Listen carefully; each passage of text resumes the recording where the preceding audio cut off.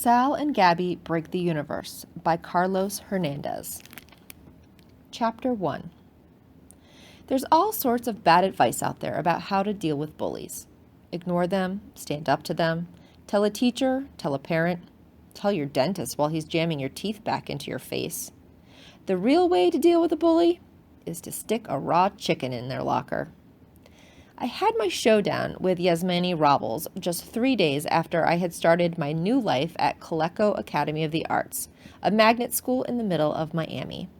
To get in, you had to have good grades, pass an interview, and either submit a portfolio for painting or writing, or audition for theater or music.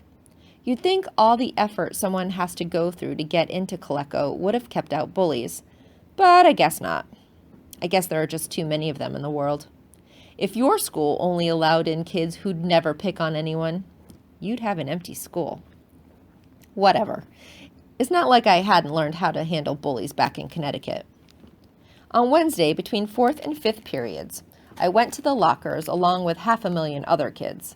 I stowed my history book and grabbed math so I could do my homework during lunch, then opened my bag of magic tricks and put on my gotcha stamp ring. We would be doing introductions in my 8th period theater class, and I thought I could use it to demonstrate some sleight of hand. Magic is kind of my thing. I had a minute before I needed to go, so I took out my diabetes bag and fished out my glucose meter.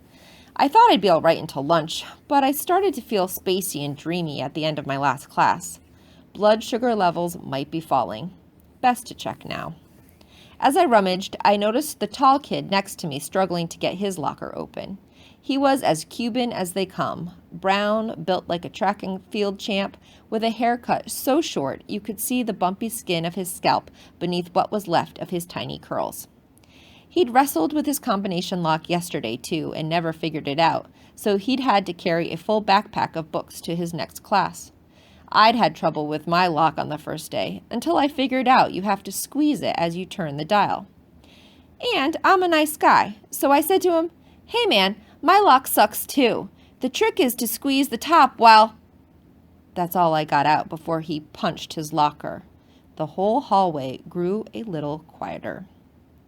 Yasmani, I learned his name later, but why keep you in suspense, slowly turned to look at me. He scanned me up and down, doing some tough guy calculations to figure out if he could take me. Apparently he thought he could, because he stepped up to me fast, ferocious, chest out, arms wide. He'd been in a lot of fights, judging from his flat-as-a-shamrock nose. "Just come back from safari, white boy?" he asked. "I mean, if you even are a boy." Let's take a second to break down this insult. The safari crack was because I had on canvas cargo pants and a cargo vest, each with 4 pockets brimming with gadgets and tricks of the trade. Pretty much all the clothes I own have tons of pockets. I'm ready to perform at any time. You never know when the world is going to need a little magic. The white boy crack was because, I guess, to him I looked white. Back when I lived in Connecticut, kids were telling me to go back to Browntown all the time. But I was in Miami now. New place, new rules about skin color. And the "if you are a boy," I kept my hair pretty long. It gave me a place to hide stuff in the middle of a trick. And to this caveman's mind, calling someone a girl was an insult. Whatever. I tried the My Little Pony approach to handling bullies. "Sorry, just trying to help." And I started to walk away. He body blocked me. "You wanted to help me? Why would a sandwich like you think I need your help?" Now I looked him in the eye. "Your locker's still locked, isn't it?" I probably shouldn't have said anything, but he called me a sandwich. Some insults you can't let slide. In response, he did what bullies do. He slapped my diabetes bag out of my hands. It hit the ground with a glassy crunch. My stomach crunched right along with it.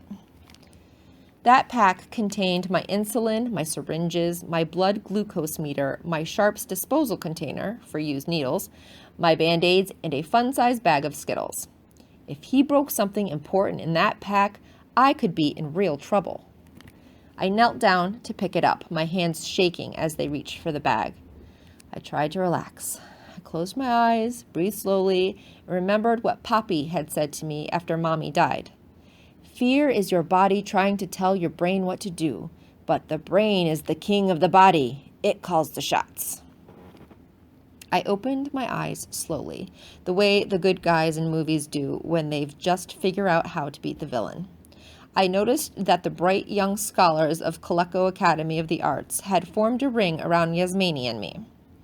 This crowd didn't seem as bloodthirsty as the ones in my last school had been. In Connecticut, kids hooted like in Planet of the Apes whenever a fight was about to start, jumping up and down and beating on each other in anticipation of someone getting wedgied back to the Stone Age.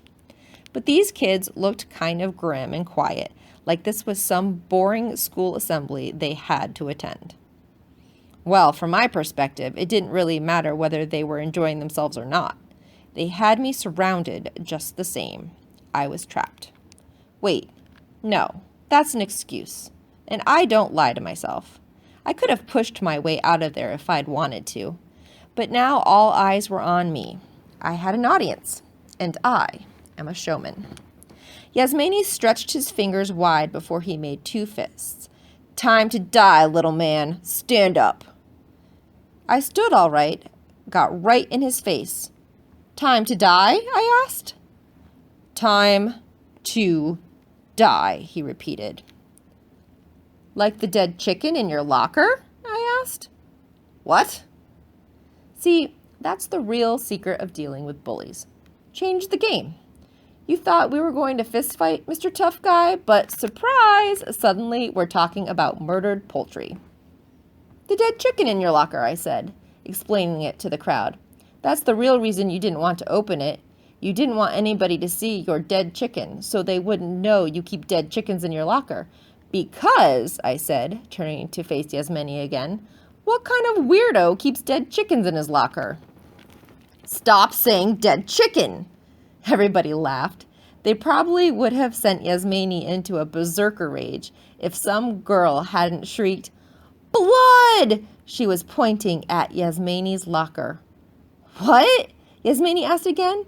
He and everybody else looked at his locker, and yeah, there were watery pink blood leaking from it, the kind you find at the bottom of styrofoam meat packages. Not a lot, but enough to drip from the bottom of the locker door and pool on the floor. And it only takes a tiny bit of blood to freak people out. Not me, though. I mean, I didn't know sangre de polo was going to come dripping out of his locker, but it wasn't exactly a surprise either. I could work with it. Open it, I said to Yasmini, unless you're too chicken. If he hadn't been completely bewildered by what was happening, he would have gorilla rushed me for sure. Instead, he walked over to his locker and tried to undo the lock.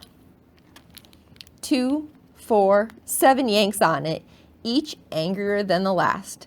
Then he punched his locker door again and said, I can't open the stupid thing. I keep trying, but I can't. Here, let me. He took a step back to let me through, but not without asking, What? How do you know my combo? His combo was still taped to the back of the lock, about as sharp as a bowling ball, this Yasmini. I looked at him over my shoulder with spooky eyes and replied, Fool, I am a magician. I can read your mind. Then I spun the dial with fast fingers, clock, then counter, then clockwise again. I tugged the lock open dramatically and, with a flourish, I removed it.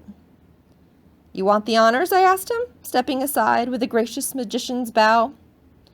Yasmini, Bro had gone full autopilot by now, stepped forward and opened the locker door, every kid behind him on tiptoe, watching, waiting. A whole raw chicken, like you get at the grocery store, with bumpy yellow skin and no head, flipped out of his locker, landed on its chicken butt, and went splat. Kids scattered, screaming. Adults would be here any second. Yasmini did a 180 and looked around wildly. He didn't have eyes anymore, just fear. I didn't put no dead chicken in my locker, he yelled. You gotta believe me. I believe you, I said. Of course I did. It was I who had put it there after all. Abracadabra, chicken plucker. Hi, you've just listened to the first chapter of Sal and Gabi Break the Universe by Carlos Hernandez, where we're introduced to Sal, who has just moved from Connecticut to Miami to attend a prestigious school of the arts. But Sal's not off to a very good start.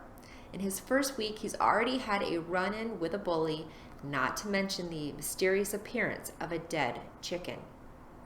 Later on, in the principal's office, we meet Student Council President Gabi, who's there to support her friend.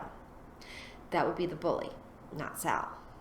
Gabi thinks there's something off about Sal, something not quite right that she can't put her finger on. Little does she know, and little does Sal know at first, that Sal is able to conjure things, all sorts of things, from dead chickens to his dead mother. But this unlikely duo will soon find out that there are consequences for the disruption of the space-time continuum. If you'd like to finish this story, you can check out this book from our tween fiction collection, or it is available for immediate download on our Hoopla app.